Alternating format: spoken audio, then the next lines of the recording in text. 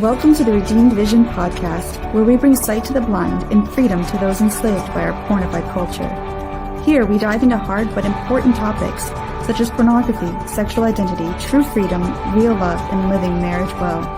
Go deep with us as we uncover what redeemed vision means for each of us living in the world today. Come to know yourself, the power of redemption through Jesus Christ, the joy of laughter, and how to live in gratitude and wonder. This is Redeemed Vision.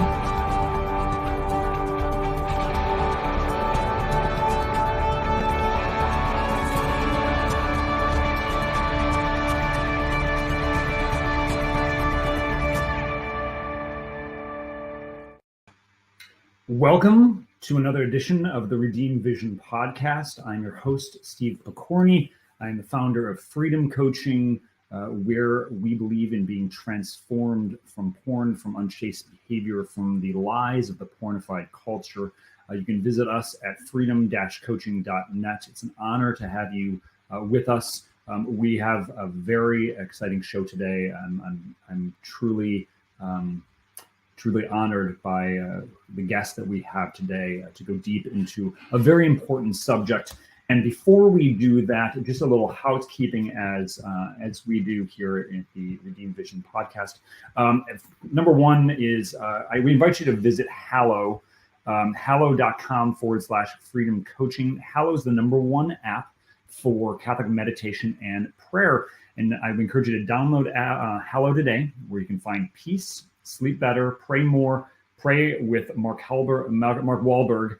I don't know who Mark Wahlberg is, maybe his long lost cousin, and deepen your relationship with God. So it's a prayer app. It offers guided meditation and a whole lot more than that.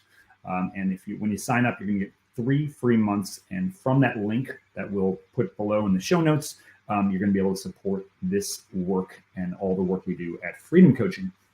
A new sponsor of ours is Catholic Casts. If you're looking for a way to live your Catholic faith to the full, you're going to want to visit Catholic Casts. This is a collection of over 2 decades of Catholic conferences that you can't find anywhere else on the internet.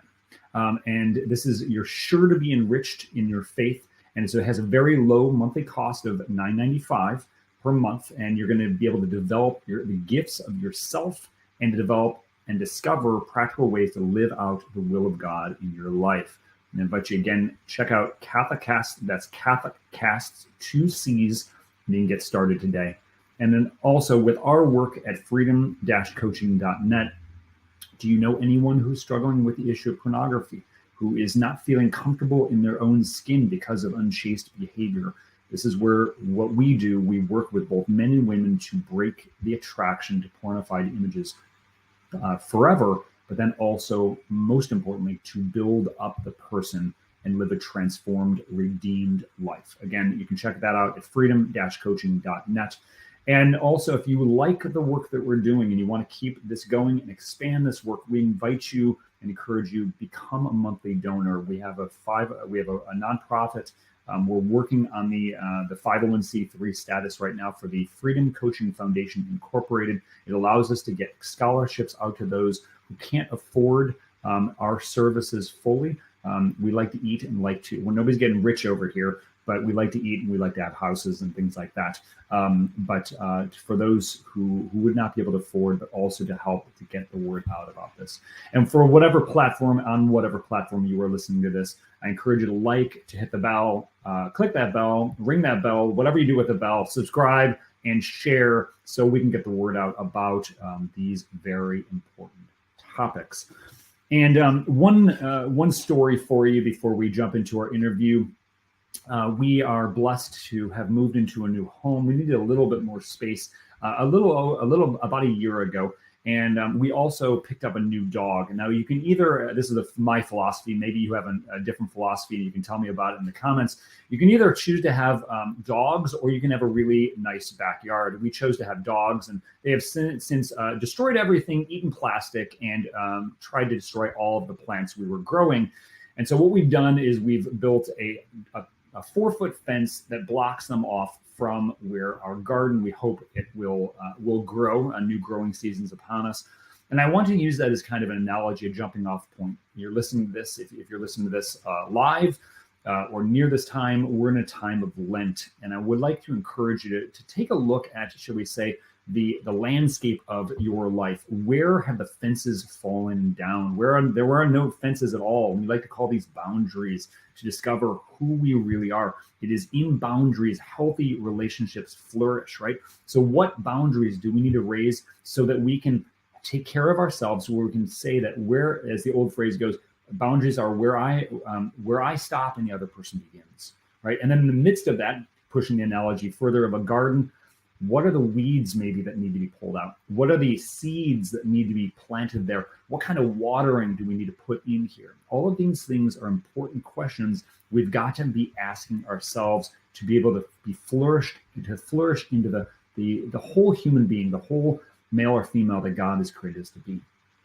Now, with that said, I just said something kind of controversial. I said male and female, right? And there's a controversial question that's out there. And that question right now is, what is a woman, right? This is many people are afraid to confront this issue for fear that they're going to get a weird look or even maybe get canceled in social media or even professionally. We're seeing this in different places around the world, such as in Canada. So I'm inviting to our podcast a very special guest, and her name is Dr. Abigail Favale.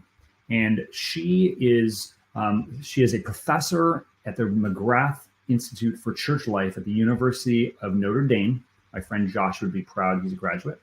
She has an academic background in gender studies and feminist theory and writes regularly about these topics from a Catholic perspective, which to our world would seem contradictory, but we're going to see how there's a beautiful marriage here. She is the author of The Genesis of Gender, A Christian Theory, and Into the Deep, an Unlikely Catholic Conversion. I hope that she would agree with me that her most important accomplishments, I don't know if it's an accomplishment, but we'll say a part of her life, being a wife, being a mother to beautiful children. And so without further ado, Dr. Favale, welcome to the Redeemed Vision podcast. Thank you so much. Happy to be here. Thank you. It's an honor to have you here. And I want to just jump right in. So let's start out with that question. Doctor, please tell me, what is a woman? What is a woman? So I still am shocked that it's now become my job to answer that question. I think if I could travel back in time to my, just graduated and in graduate school for gender studies self, I'm not sure she would have believed me. But here's a definition that I think is a pretty good one. So a woman is the kind of human being whose body is organized according to the potential to gestate new life. So that's where I would start. So we're going to definitely unpack that and definitely go with that. So I'm going to play devil's advocate. So you saying this, right? Doesn't it, given the milieu that we're in right now, doesn't this make you a homophobe, a bigot, someone who's against chest feeding? What's your answer to that? Yeah. So, I mean, that is like a workplace hazard that I have now, that I'll get called a phobe because I like to write about women, and that's been a long-standing intellectual and I would say spiritual interest of mine. But I really think that those kind of slogans are thrown around as a way to shut down conversation about ideas. They're kind of emotional manipulation tactics to basically preclude the possibility of good faith questioning of what I call the gender paradigm or the gender identity framework. And actually, I'll be honest, I first got interested into the transgender question specifically about 10 years ago, before I was Catholic. And there was a story that was being covered. One of the first people to be euthanized in Belgium for kind of non-terminal illness reasons was a trans-identified person. And I remember reading about that and thinking, I think at the time it really threw me off because so much of the narrative around trans issues is about preventing suicide. And the narrative is that transition prevents suicide. And so here we had a government who was, killing a trans person. And that really prompted my interest in this discussion. So I began to do research on transition and suicide rates to really understand what was going on.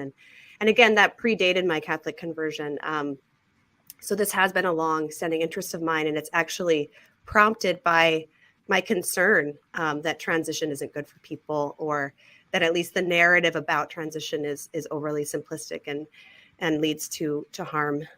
And I think this is such, and Dr. Favale, and as I was expressing to you off camera, your work is directly impacting the work we're doing in freedom coaching and going deep into these issues. Just take the issue of so-called transgenderism. Even last night, recently, I was listening to just a radio interview with someone who was born a woman and for whatever reason didn't feel comfortable in her own body, did the surgeries here, and now there's a lot of buyer's remorse for this issue. And I do later on in our conversation, I'd like to circle back to that, but I'd like to take this back, shall we say, way back. And no, I don't need ages, and no, I'm not going to, or years, and I'm not going to ask a woman's age. I learned that lesson a long time ago.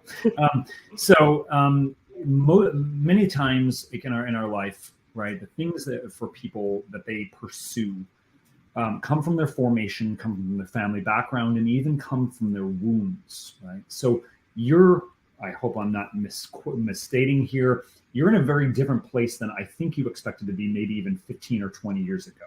So can you take us back to growing up, your childhood? How did that impact your own formation as a little girl, of femininity, of these issues? What messages were you receiving? And if you're willing to go here, what were your, maybe looking back or during the time, those wounds there that kind of surfaced that led you into which would be a feminist into feminist and gender studies? Sure. Yeah. So I grew up an evangelical Protestant in kind of the Mormon belt in the Western United States. And I think within that kind of concentric circles of religious conservatism, there wasn't a lot of content about what a woman is or what a woman should be beyond, for example, pretty limited gender roles or certain virtues like submission and obedience. And I think that narrative I grew up in is an impoverished one. And it was hard to sort of see myself and my future within those more narrow terms. You know, when I think about going to church as a kid, you know, I never heard a sermon preached about a woman. There weren't images of women in the church, right? I never saw a woman give a talk publicly, or, you know, women were only allowed to teach small children. So there was just, and I couldn't really see myself in kind of the options that were offered, I guess. There are some ways in which I'm very female typical, but there are some ways in which, you know, I've often felt more comfortable around boys and around men. I was super sporty when I was younger. I was the only girl on the soccer team, you know, those sorts of experiences. And I have a competitive side. And so I think that just introduced a kind of sense of conflict and tension. Like I had this sense that being a girl is positive, but then I also had this sense that there was more here that's not being articulated in the culture I'm growing up in. And so by the time I went to college, I was just really interested in this question. Excellent. And so just to kind of restate for our viewers here and those who are listening, again, we're speaking with Dr. Abigail Favale. There's especially, and it's really, this is fascinating, especially, and I think it's very apropos with just the milieu of what we do on the Redeemed Vision podcast on church life. And so coming from an evangelical background of not really seeing the full vision of woman there, of not being included in the conversation, then you also add in this, and I think there's an implied notion, and it's a mistaken notion, from a quote unquote Christian perspective, and I put those in quotes because I'm going to say it's not Christian, is that the sexes, male and female, is linked directly and only in many cases with what we do. So boys are the only ones who really climb trees, right? And boys are the only ones who can become doctors. I mean, that was the running joke in the past, right? A man gets into as a young child gets into, Right. Goes to the doctor, has a massive surgery, and I'm totally butchering the joke right now. I know what you're talking about, though. You know what I'm talking about, but the punchline is it's your mother who's operating, right? Yes, and exactly. you're getting a thought that it would only be the father who'd be operating here. And I think this is an impoverishment, because especially coming from a very Catholic view, women have so much more to offer than simply on what they do. And we have to be and I think that's one of the dangers that we're getting into the world we're living in, that my identity is what I do. My identity is what I look like. And that blindness is epidemic in many ways. So I want to push here, if you're willing to go here. Was for you personally, right? With being told these messages, how did you receive that emotionally? How did that impact, maybe your relationships with your parents, or relationships with other females, with other boys growing up? How did you see that? Well, I think I felt this need to prove myself, and that I was never quite good enough, and so I had to really push. And I'm sure there's other things too here, not just about gendered narratives. I'm sure there's family dynamics and things like that that all feed into this question that I felt wasn't really being adequately answered. But yeah, I think I had this feeling that I have to prove my worth. I don't have this intrinsic sense of worth. And another important part of my story, I think, is that when I was a teenager, I had sex with my high school boyfriend. And I write about this in a memoir. I'm not just oversharing here. I've been very open about my story. But the response to that was so negative and so shaming and ostracizing that that really deeply wounded me in terms of feeling like I had lost my worth and dignity as a woman. So I think that added a sense of urgency to my quest, if you want to call it, for an understanding of my dignity as a woman, because by the time I went to college, I really felt like I had lost that. I felt like I was damaged goods, right? And so that particular narrative was very painful, I think, and very wounding for me. If I can add on to that, there was one of the lines. I used to teach marriage preparation for years, and a message the director, who's a friend of mine, that he received growing up, not something he taught, but a message he received, that women are like diamonds, right? They're beautiful, but if they get a scratch on them, they're worthless. Right? That is the appropriate response there, right? How dare that is taught, and we see this in various areas, right? And again, I don't want to put words in your mouth, so if it's something else, please elaborate here. But for a lot of those who seek out to live out their bodies in unchaste ways, right? Who seek out non-marital sexual intercourse, right? In say high school or college, right? At root is a looking for love, a looking for acceptance there, right? And that desire is good, right? It's pursued in a way that you can never get to the end goal. So what we have here is you're looking for something objectively good in a way, unbeknownst to you, and whether it's the puritanical culture found in a lot of evangelical churches, it's even found within in some Catholic circles, right? You make a mistake here, right? I didn't live out my body and sexuality as gift. I failed to do that. And instead of, can we talk about this? Can we open this up and have an honest discussion, and without shame? We're not going to blame you, and there's no condemnation here. Instead, you got the hammer, right? Mm-hmm. Yes. So my heart hurts for that younger version of Dr. Abigail, not too much younger, but that younger version of you, right? Who feels like I've lost my dignity and worth because the message you received, what I do is who I am, and what I did is wrong. I must be wrong as well. Mm-hmm. Was that in there? Absolutely. Yeah. That was definitely how I internalized that. Right. Cause you mentioned this, sexual desire in and of itself is a good, right? I didn't have that framework. I didn't have this kind of Augustinian framework of, every desire is a desire for something good. Even if we we twist that desire towards something that's actually not good for us at times. But that was, I did not have access to that. And so, yeah, I felt like there was something bad about me just for being a sexual I've had friends who, I've heard people talk about like, experiencing a lot of shame for, having same-sex attraction or a same-sex orientation. And I'm like, I feel like I was shamed just for having a sexual orientation. Like it didn't, like, forget who it's directed towards, like just having one at all. And that's been a long road to climb out of that and to begin to discover a more positive sense of my own worth as a human being, but also as a sexual human being. And actually Catholic theology, becoming Catholic, was very helpful in that, because I think that Catholic theology, well, there is a theology, right? That's part of the problem. Like I grew up with rules. I didn't grow up with a theology of sexuality. I didn't have that. There were rules. You don't do this, you do this. And I broke those rules, right? But when I became Catholic, even though at the time, like, I was married, but there were other forms of inchastity in my life. So it did definitely take some recalibrating as I began to discover Catholic theology of sexuality. But for the first time, I actually encountered a narrative about why those rules exist, right? Because they're not arbitrary.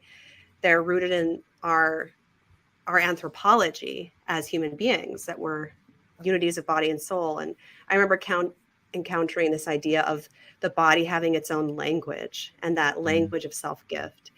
And so in that broader context, it was actually very healing for me to embrace, what like a traditional understanding of sexuality, because it was framed in such a different way. And even the concept of chastity, I think, was super helpful, because I grew up with this idea of like sexual purity, which is equated with virginity.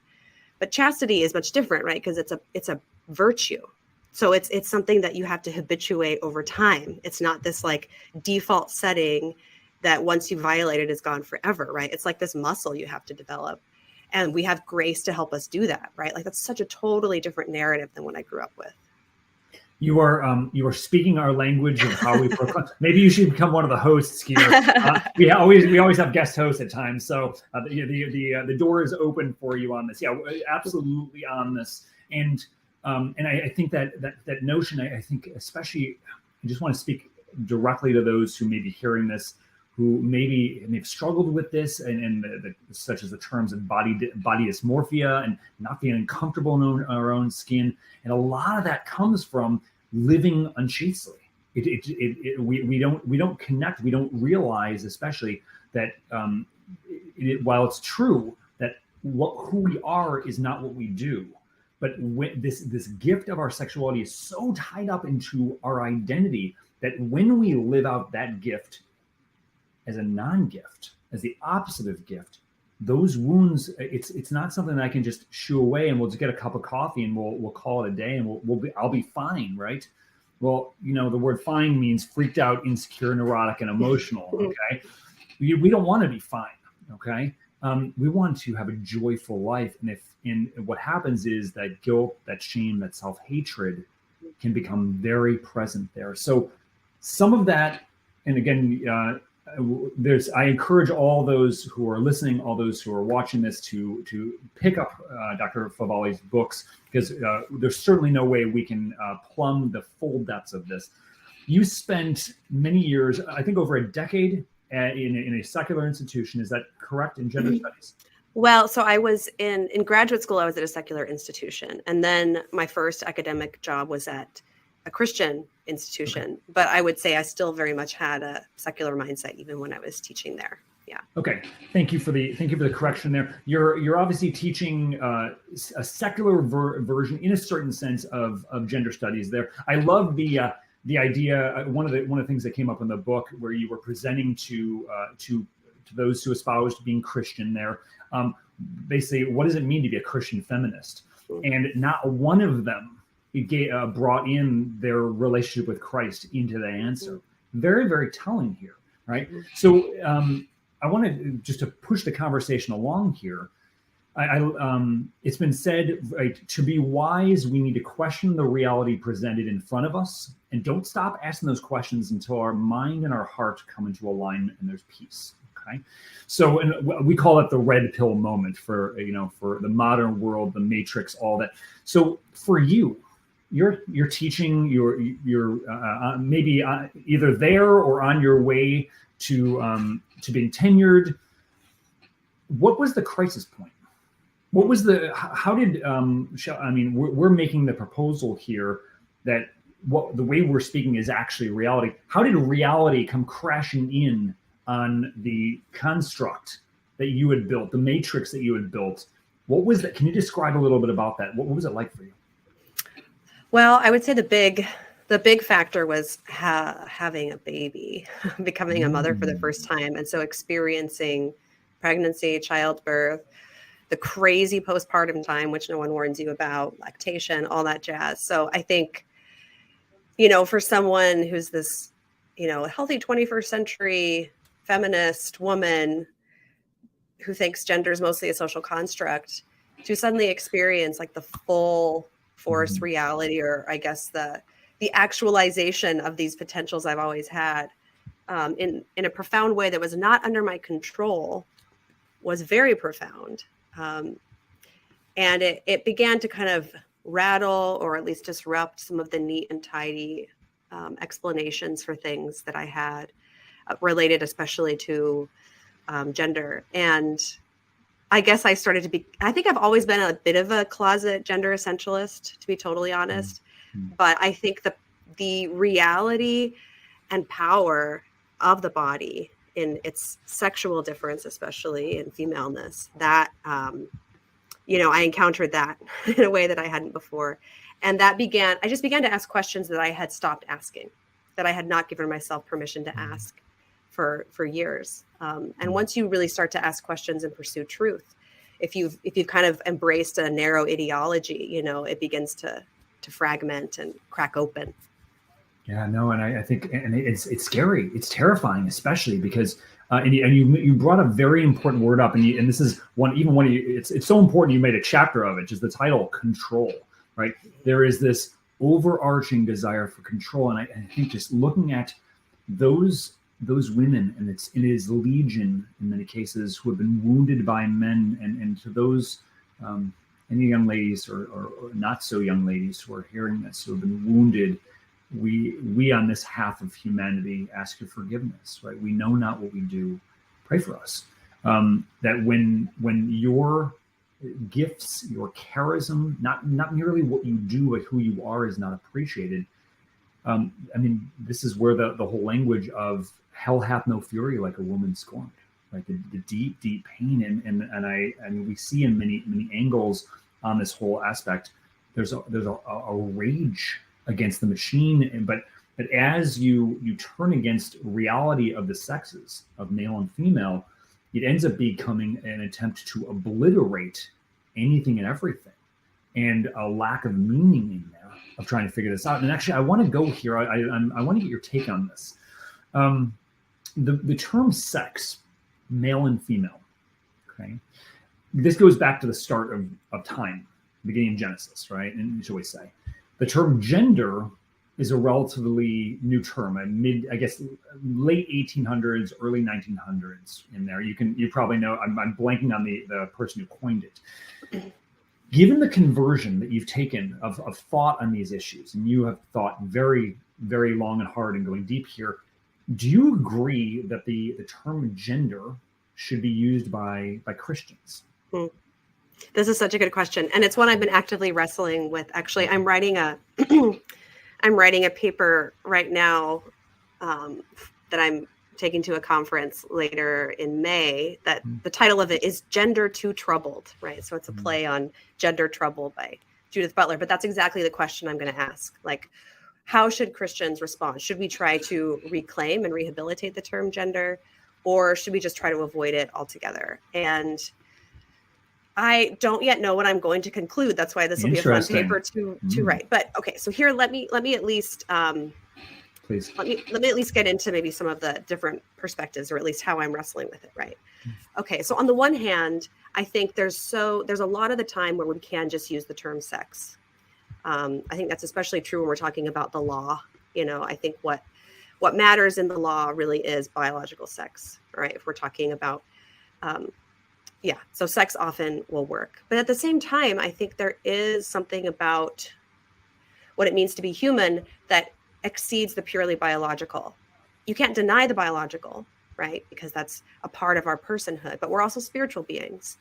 And so I think there is a sense in which perhaps if we could rehabilitate gender, it could be a category that refers to the whole person. So it includes sex, but then it also captures the other elements of being human and being a spiritual being that maybe just purely focusing on biological sex don't quite capture. So I will say there's a philosopher named Prudence Allen, and she advocates, she's Catholic, she's super brilliant. And she basically says we need to keep the term gender, but we need to reconnect it to its etymological root, which points to generation, right? So gender is rooted in our capacity to generate. And I think just on a practical level, it's hard because like sex also means having sex. And so if I were to say like, if I were to write a book called The Secret of Sex, what would people think it's about? Right? Well, you got your clickbait right there. You're welcome. Right, exactly. They're like, wait, this is just about maleness and femaleness. Like where's the action, right? So it's, anyway, I'm actively wrestling through this question. So I guess at the minimum, I would say when we have conversations like this about gender, the first thing that you should ask is, what do you mean by gender, right? So then at least you define your terms and then you can kind of go from there. So can you succinctly define gender then? If we can rehabilitate this word, yes, okay. How would you say? So I would say that gender is a personal term in the sense that it refers to the whole person. So it includes biology, but then also includes the fact that we're psychological and spiritual beings as well, and we're embedded in history and time and culture, right? So that's kind of how I would put it. So you might think of it like, if I was going to frame it like a SAT analogy question, it's like sex is to female as gender is to woman. So the term woman includes female, but it also includes the idea of being human, right? So it includes female, but it also has broader meaning. So I guess that's what I would say. There again, we could have this is seminar worth like this. We're not going to capture this. So for all of us who are for us discussing this and those who are hearing this conversation, this is a certain sense we need. These are issues to ponder deeply, and I think that's what the world is not doing right now, especially because we are so interested in giving the answer. Let me just Google this. Let's have an AI who's been programmed by a variety of things to just spit out an answer to us. But it's not so easy. And the image that I have going in my head is you've got these circumsessive circles that are working together. There is an overlap. But I think like if I can add to the discussion, and I know that I'm preaching to the choir with you, Dr. Favale, right?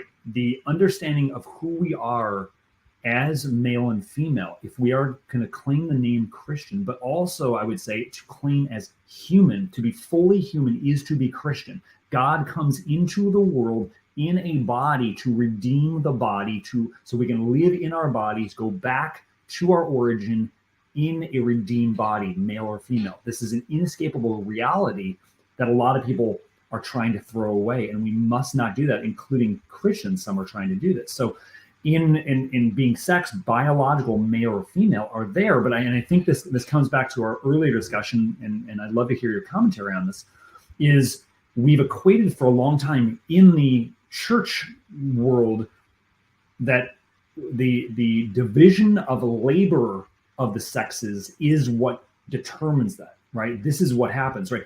Because women can have babies, they're relegated to the home. That is their space and place, right? And this is no knock to any wife or mother who believes they're called to work in the home. Being a homemaker can be a beautiful vocation. But there are those, my wife is one of them, who really does believe she has other gifts to be developed that are used outside of the home, right? And my job as a husband is to help affirm her to achieve her mission and help those gifts to flourish.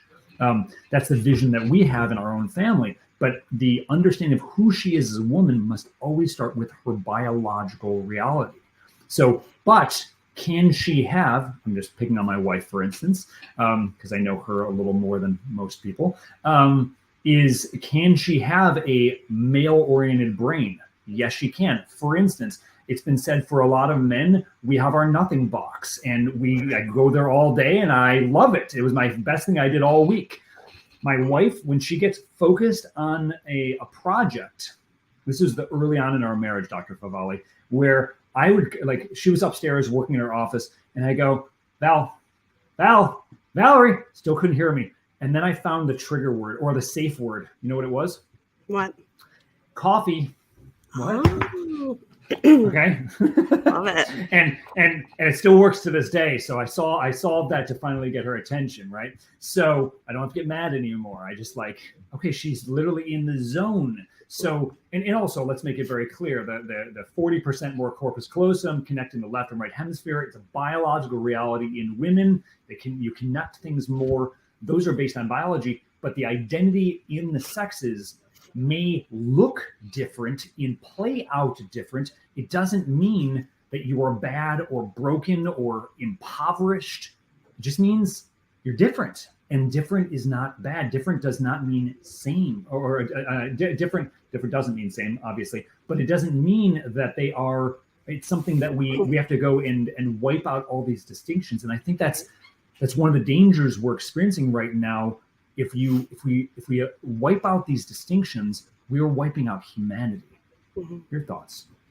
Yeah, I agree. I think there's too often a conflation with equality and sameness, right? So I think the Catholic perspective is that which holds in tension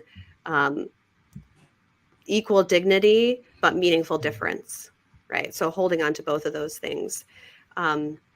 And yeah, it's funny when you're describing your dynamic with your wife, because that's exactly me. So my husband had to learn that basically when I'm in the zone, whatever he says to me goes into a little waiting room in my brain until I can briefly stop, and then I can hear it. And so he's had to learn to kind of give me a second to sort of transition out. Anyway. So what's your trigger word then? I don't have a triggered word. It's just I just need a beat. I need because as soon as I stop, as soon as I get to kind of the end of the thought or whatever I'm doing, then I hear the words, but it's just, there's a delay. So anyway, but what's interesting, you were talking about brain differences. And so when we talk about the production of gametes and the way the reproductive system is organized, we get to a hard binary, right? But when it comes to things like brain structure, or we're talking about brain differences between the sexes, we're talking about averages, really. So it's not as if, it's not as clearly a hard binary as, a reproductive system. So that means then that there are individual females who might have certain more male typical brain structure or something, right? Or might not be the average, because that's the very definition of average, is that not everyone is average, right? And so I think you're exactly right that we also need to think about individual variation as well. So one way of thinking about this that I keep coming back to is from Edith Stein, and she talks about human nature on kind of 3 dimensions. The first is human nature, right? So men and women share fully in all the aspects of human nature. So reason, free will, the full range of virtues, we all have access to those. And then there's the level of sexual difference. And here we do see difference. And here it's important to have meaningful discussions about differences, both in general between the sexes, and other ways in which we're different, right?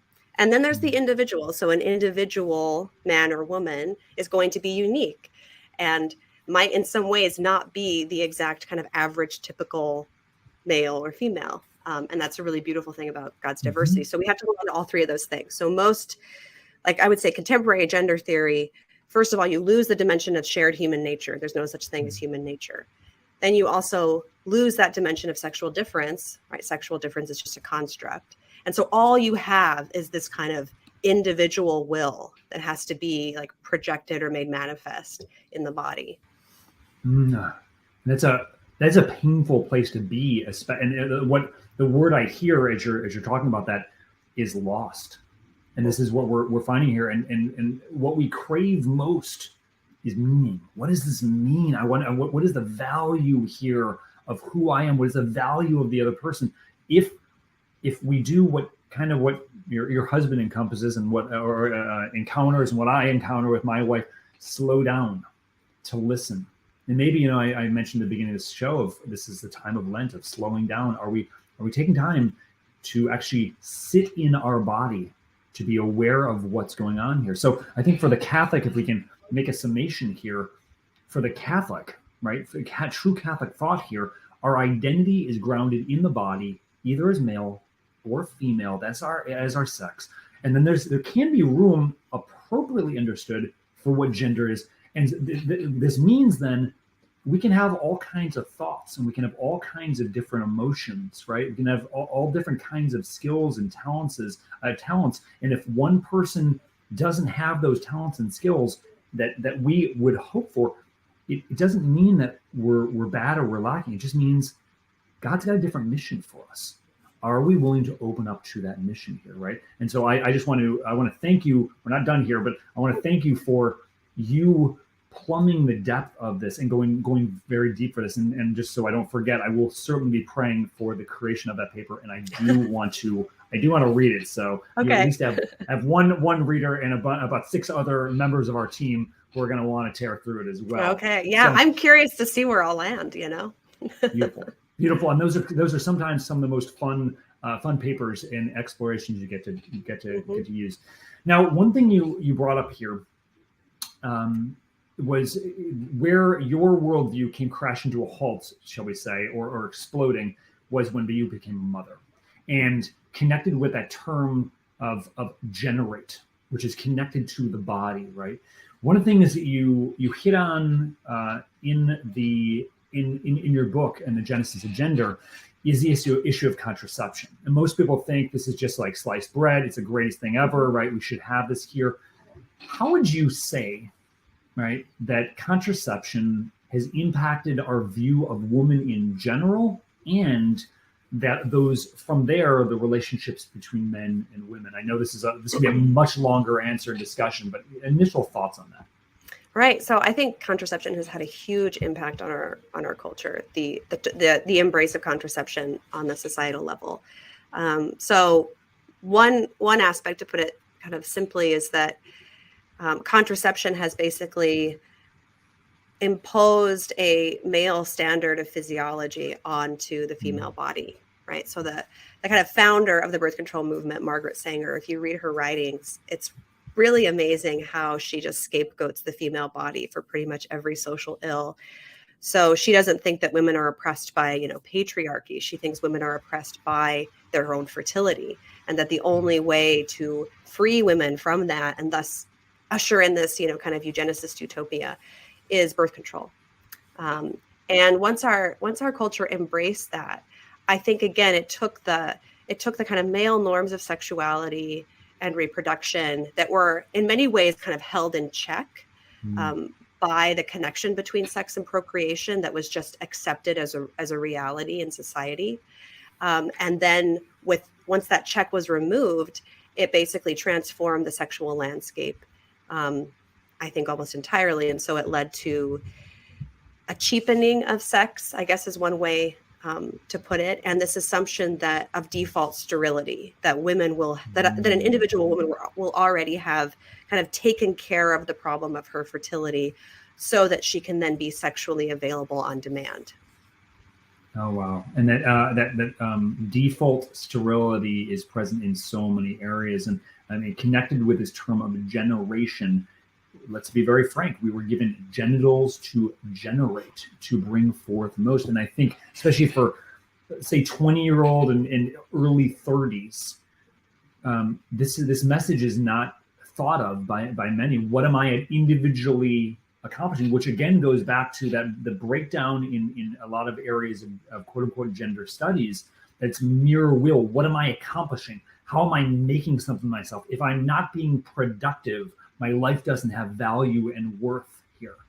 Whereas we we who are espousing a Christian worldview, your value is in your relationship to God.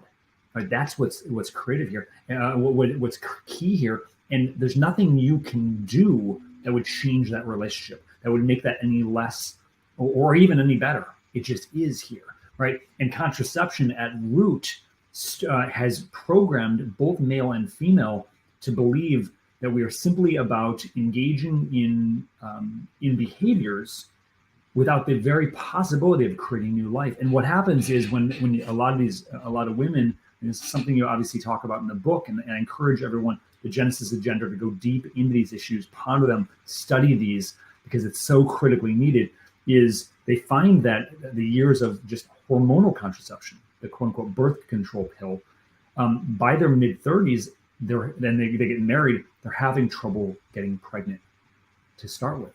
And that especially if this is the original code of the creator that's there, brings a lot of heartache there. I don't know if you want to get any further comments on that. Yeah, really. I mean, we kind of have this cultural imagination now where we've forgotten what the ground of being a man and being a woman is, right? That generative potential.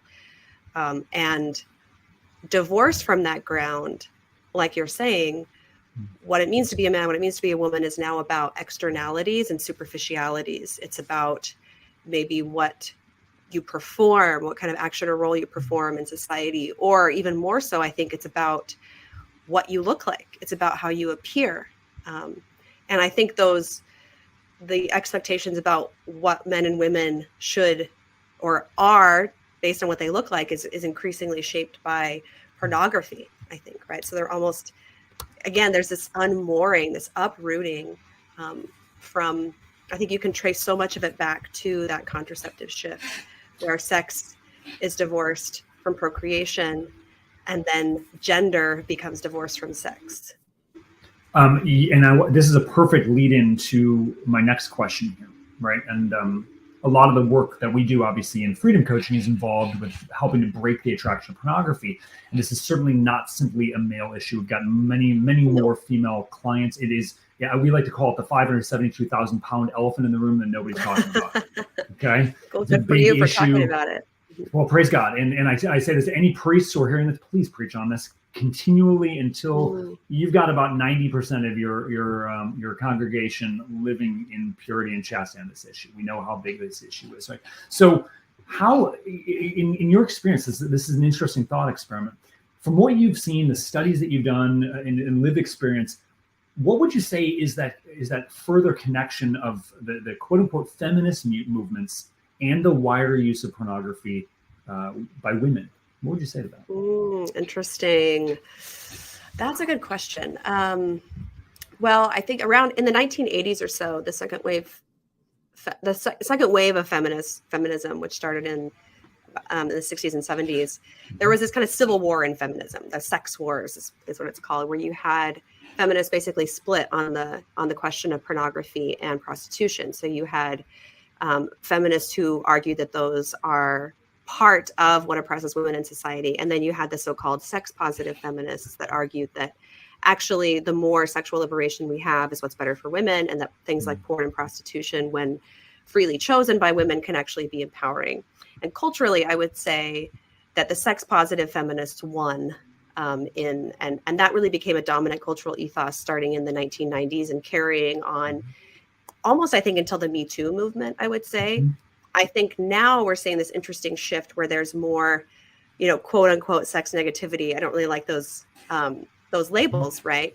But now I think we're seeing in Gen Z, these, the Gen Zers, they actually, I think, are waking up to the fact that wholesale, like the sexual liberation is not as liberating as one thought, and that actually it's possible to be harmed by sex that is technically consensual but dehumanizing. So it's been encouraging to me to see from a secular place as well, increasing critiques of feminists who are asking questions about whether the sexual revolution was even good for women, right? Like Louise Perry, for example, is an author who just wrote a book, The Case Against the Sexual Revolution. So she's one of the prominent voices on that. But there are other women asking these questions too. So I'm heartened by that shift. Yeah, no, and I'm interested. You mentioned Louise Perry. I gave a talk recently at the Tapiak Leadership Institute, to give a shout out there, and mentioned her. I'm very intrigued to see her journey. What happens? She started mentioning G.K. Chesterton, so somebody Catholic is talking to her at least.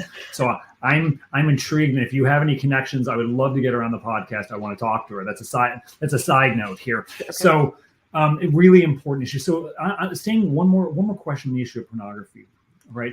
So there's a lot of guys who are involved with this who prefer pornography than real life women because the bad phrase, right? Why buy the cow if I can just have the milk? And no, I'm not calling any woman a cow. Thank you very much. I get it. Right. But how can a correct understanding of woman and the differences and distinctions between the sexes, what would that offer to these men? What would you say about that? Wow, that's a good question. I mean, my first instinct actually, I'm wondering if what they need is not a deeper understanding just of who woman is, but also a deeper understanding of what a man is. Mm-hmm. And I guess the gift of their own generative potential, right? Mm-hmm. And I mean, to get even kind of explicit, which I guess is fine because you guys. Here we go. Bring it on. Right? Welcome to Redeemed Vision.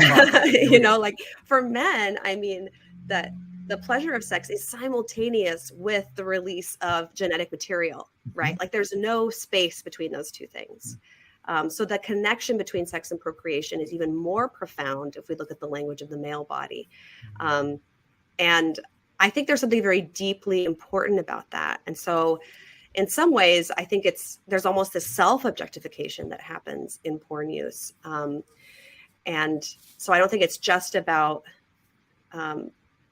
men kind of rehabilitating their view of women as whole persons, but also themselves as whole persons, and not just sexual outlets, I guess, if that makes sense. Because what's really happening is that the release of sex is being taken completely out of the context of love and personhood, right? For both people, right? So for both the man in that situation, and also then the woman, you know, who's being kind of objectified.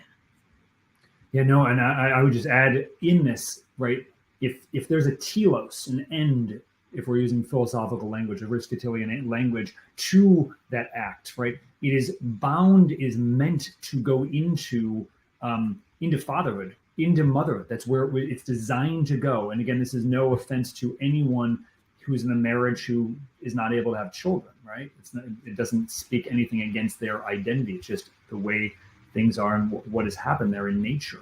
And then we look here, if we bring in the nature or phenomenological discussion on this. What is this lived experience? And I think, and this is especially where the clients that we get, and we get an increasing number of them, especially since things shut down in 2020, is I've been engaged in this behavior for more than a decade. I'm so trapped. I'm so empty. And at root, one of those sadnesses, and this is the encouragement for all those who are hearing this, who may be struggling with this issue, to feel those feelings. Don't run from them. Get in touch with the pain there, right? What's it trying to say here? Because like the shadow proves the sunshine, as I like to say here, right? So that calling here is a call to be more, to become more. So to both male and female, it's that call ultimately to either to fatherhood or to motherhood, and that is directly linked in and through to our body. And when we start asking these bigger questions, the things that just, if we're honest, don't satisfy begin to lose their appeal here. But sometimes we need help, to a third party to help us to see that. That's where we come in. That's where your work comes in, Dr. Favale. I want to close up this part of our conversation here. An important discussion, right? I started out kind of being a little flippant as the notion of bigot and homophobe, and these are the phobe. I don't know. There's got to be a rap song thrown in there. I don't know, somewhere. I got to play with it. How can we with this knowledge and education? Again, if we haven't thought deep about these issues, to those who are hearing this, get these books, study them, begin to have dialogues with people, because this issue is not going away. Because a lot of children are being programmed such as things on TikTok and things like this, of kind of a, not just kind of, but in reality, a self-hatred of the body.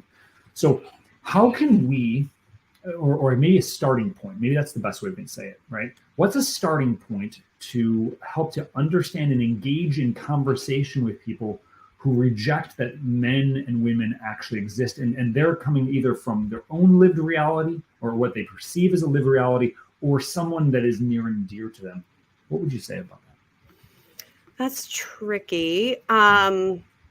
I guess one thing to do initially is just to suss out whether a conversation is possible, because I think when someone is so kind of ideologically captured that they're unwilling to even, or they see any engagement with a different perspective as a personal attack, then I'm not sure that a kind of conversation is possible. But if you have someone who's willing to actually talk about these things, which is wonderful, I think the best way to proceed is by asking genuine questions, not gotcha questions, but asking to define terms. I think that's a huge thing. There's so much equivocation and conflation that happens. And I think often what you'll find is when just asking for like, oh, what do you mean by gender here? Or, what do you mean by this particular label? That if you can get someone in their articulation of an idea to see the kind of implicit contradictions or the unanswered questions, I think that can be kind of a helpful way rather than kind of going into debate mode, I guess. Now, if we're talking more about like relational or accompaniment situations rather than like intellectual wrangling about things, then I think it's really important in a way to like try to listen past the script and to really take a kind of personalist approach, like what is really going on in the heart and mind of this person. And they might be using the kind of script of the day to express something in their experience or their wounds or whatever's going on with them. And you almost have to like listen past the labels and try to get past that script to see what's going on in that person. And again, I think asking genuine questions and really listening is probably the best way to go forward with that. Beautiful. And I obviously there's certainly something to be said. We do need to be armed with the truth. The truth is, yes, an idea, but it is also a person, like that. Our relationship with God and connecting. What do I need to learn from the situation? So do get educated on this issue. But I would also certainly agree with you, Dr. Favale, that at the root here are wounded boys and girls living in adult male or female bodies there's a lot of confusion, there's a lot of pain, right? And this is not a word of belittling, not a word of condemnation, but we really want to hear your story, right? Where did this pain happen here? And as we find here in so many of these who have confusion about this, many of them, may not be all of them, but many of them, there was a breakdown in marriage and family. The experience of their own father and mother, how they related in those relationships, and then the messages of that your body is good, your lived reality is good. You're a girl who likes to climb trees. Well, that's wonderful. Congratulations. You're still a girl, and you might want to wear a helmet when you do that, right? So these are going to be very important points that are going forward. And I think this is, again, a part of the project that we're doing here at the Redeemed Vision podcast. This is in a world that is becoming very anti-Christian and thinking and aggressively so. It is our ability to not simply articulate the truth. And we must give an answer logically for our reason, but in many cases, it's not based on reason at all. It's based on an emotional wound that's going on there. So can I see the person? Can I love the person where they're at, even if we're ideologically they're in two very different places, right? That experience of at least when they're saying something that is not true, that it may be coming out in an ugly way, that I respond in kindness there. Somewhere along the line, hopefully, I believe that we're planting a seed. And maybe that's going to germinate as others encounter them there. So if this is part of your lived experience of someone who's dealing with this, try maybe a different approach in how to love them. You hold the line of this is what truth is, and I can't deny what truth is. but I'm not denying you as a person, and I want to get to know you. Right? Very, very beautiful. Thank you very much, Dr. Favale. And as I warned you offline, she was a little nervous, ladies and gentlemen. So for anybody who's a fan of the Redeemed Vision podcast, you know what's coming. Dr. Favale, we have something very special for you. This is known as the 12. So I know that you are a very, I use this language as well, a highfalutin college professor at a very prestigious university. And you can think, and maybe you're just a fake postcard with nothing real here. So these are going to be 12 very kind of fun questions, but to help us to get to know you better. So are you ready for the 12? Let's do it. Okay. So I don't know if we're going to go 12 plus 1. We'll see if that comes up here. But here we go. Number 1, peanut butter, creamy or crunchy? Oh my gosh. Do you have an hour? I could tell you how much I love peanut butter. I make my own peanut butter. Really? Yes. I love it so much. It's just like raw peanuts in a food processor. Anyway, but if I was going to buy store-bought, it would be crunchy. Okay, but I have to ask this. I'm obsessed with peanut butter. Okay, peanut butter and carrots. Yes, that's like often my usual lunch. Yes. It's awesome. Okay. So does it go full creamy when I'm making your own, or is it? It's up to how long you blend it. I like to blend it where it's kind of thick. But if just the longer you blend it, the creamier it gets. So you kind of have control over. I do like half salted peanuts, half unsalted, and it's like the perfect amount. It's really, really satisfying. Totally worth it. This interview is making me hungry. Okay. Number 2, if you could be any Star Wars character, who would you be? Oh, that's a good question. I don't know. I'm feeling Chewbacca. Chewbacca mom? Yeah. Yeah. All right, I'll take that. Number 3. No, sorry. What did you say? Oh, I was just like, he's just like hairy, but also he's just a deeply good.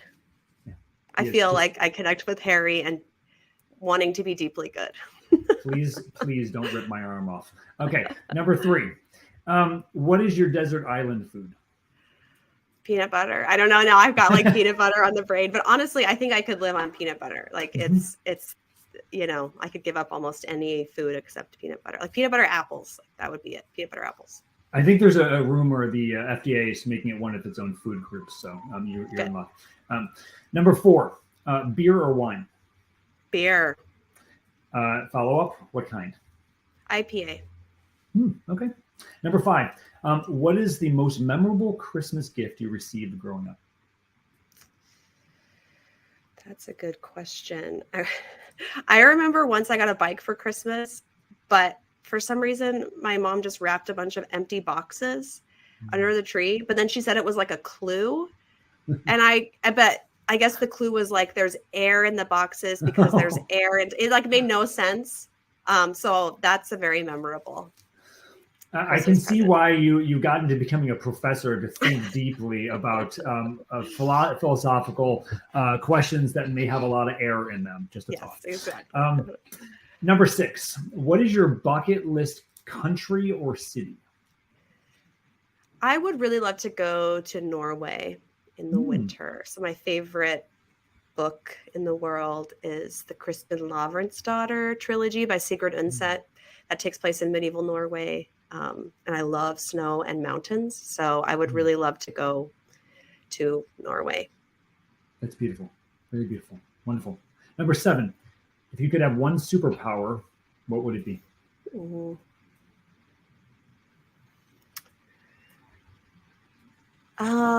Maybe to like freeze time for a little bit, just so I could take more naps. How many children do you have? 4. Yeah. Okay. Thank you. Yeah. Yeah. Okay, the oldest. I mean, it's like 10 down to 2. Just call your husband. Like, honey, I'm taking a 20-minute power nap. If it destroys the house, well, then we'll deal with it. Okay. Yeah. Number 8. Have you seen The Chosen? I have seen like one episode of it or so. Okay. Like, I think I've only seen the first episode. Okay. All right. I encourage you, keep going. Okay. Keep going. Okay. In your plethora of free time. Number 9. Besides your name and date, what do you want written on your tombstone? There's this song, this French song about Mary. It's called, it's like, J'irai le voir un jour, I think is what it is. So like, and it's all about Mary. So I like that. It means like, I will see her. And it's about like, when I get to heaven, I will see Mary. So it's kind of like, I will see her one day. So if it was on a tombstone, it would both like call to Mary, but also my own, like my loved ones will see me one day. So I think I would put that on there. Your statement here, just a commentary. I'm blanking on the other listeners will know this is. It was actually a Harvard professor who had a conversion to Catholicism after I think it was an instantaneous conversion, and he met Mary and spoke with Mary and said, no, we got to try to find it. I'll see if I can find it for you. Yeah. Said her voice was what music was made of. Oh my gosh. Wow. Right. That's amazing. I want to hear this story. Yeah, no, it's amazing. And I'll have to look up like Harvard professor converts to Catholicism. Look it up. And like, this is why we as Catholics, and especially going back to our talk, I didn't even get to ask you this question about, that impact of Mary and femininity. And I'm just going to probably have you on there again. We'll go deep into those things. But again, this is the upholding of who is the most beautiful woman ever. And this is no offense to my wife by any means, right? That's just how it is. Number 10, if you had to pick one saint, your favorite saint, just one, who would it be? Saint Teresa Benedicta of the Cross, aka Edith Stein. Wonderful. Wonderful. One of my wife's as well. Beautiful. Yeah. Number 11. This is a little morbid, but here we go. If you had to be martyred, how would you want to go out? Oh, let's see. I'm like going through the options here. Like there's like a horror show through my mind right now. I'll probably beheaded. Seems quick. It's quick and a little painful. Guillotine. Right down there. Good. And number 12, Dr. Favale, why be Catholic?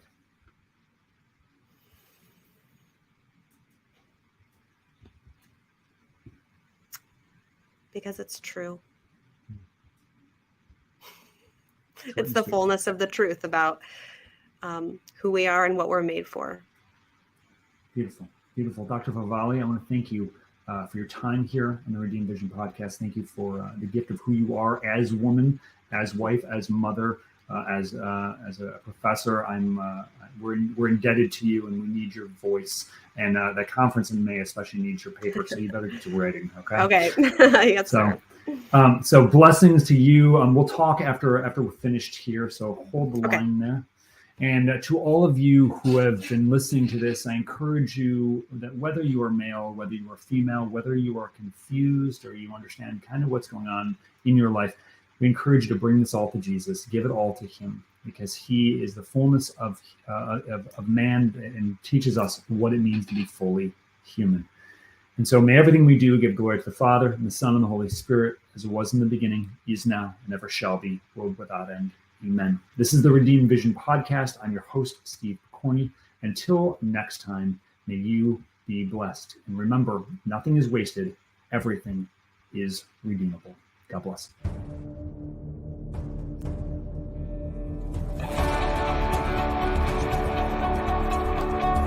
The Redeemed Vision podcast is an outreach of Freedom Coaching. To learn more, check out freedom-coaching.net and follow us on Instagram, Facebook, Twitter, YouTube, and Movie.